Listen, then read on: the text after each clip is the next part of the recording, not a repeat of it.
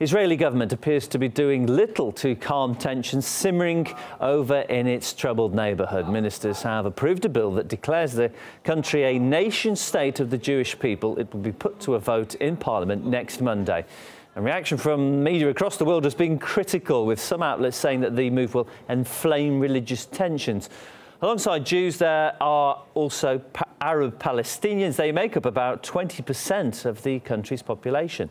Other media responses are warning that the bill is undermining Israel's democracy. But Alex Selsky, a former spokesman for the Israeli Prime Minister, told me earlier that the concerns are largely overblown.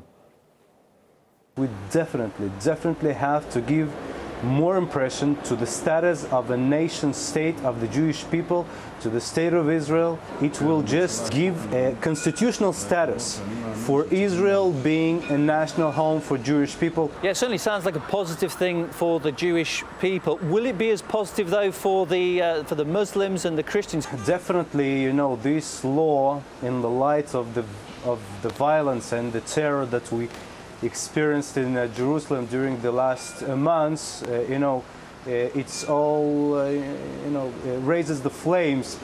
But again, this law will not hurt the democracy in Israel. It will only give the constitutional, the basic status for the principle of Israel as the home for the Jewish people, which we didn't have yet. Well, let's take a closer look at what's actually in this bill. Well, it would see Israel defined as the national and historic homeland of the Jewish people and calls on the state to protect Jewish holy places of worship. There are also plans to strip all rights from any Arab resident who takes part in violence or anti-Israeli protests. The debate over the nation-state bill has also raised questions about the status of the Arabic language in the country.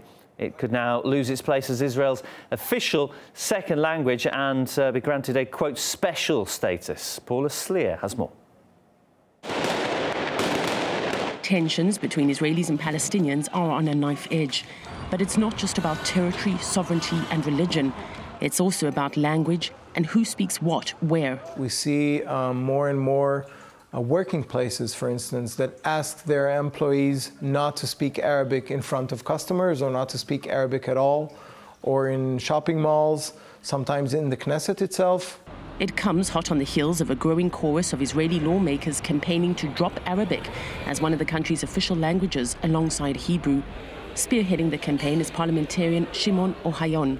It sends a message to the Arab residents that they live in the state of Israel, which is the state of the Jewish people.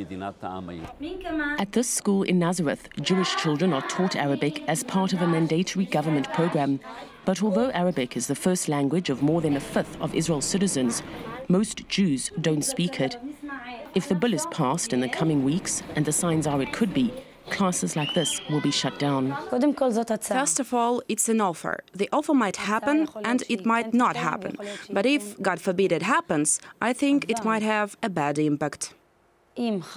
Especially coming at a time when the situation on the ground is so delicate. Some fear that speaking Arabic in public could eventually be considered an act of resistance. More than anything, this bill merely confirms what everybody already knows. The language of the majority comes first. Add to that Israel's recent announcement that it will build new settler homes in East Jerusalem. And the so-called Jewish Identity Bill could become the final blow to the peace process, or what remains of it. Paula Sleer, RT, Tel Aviv.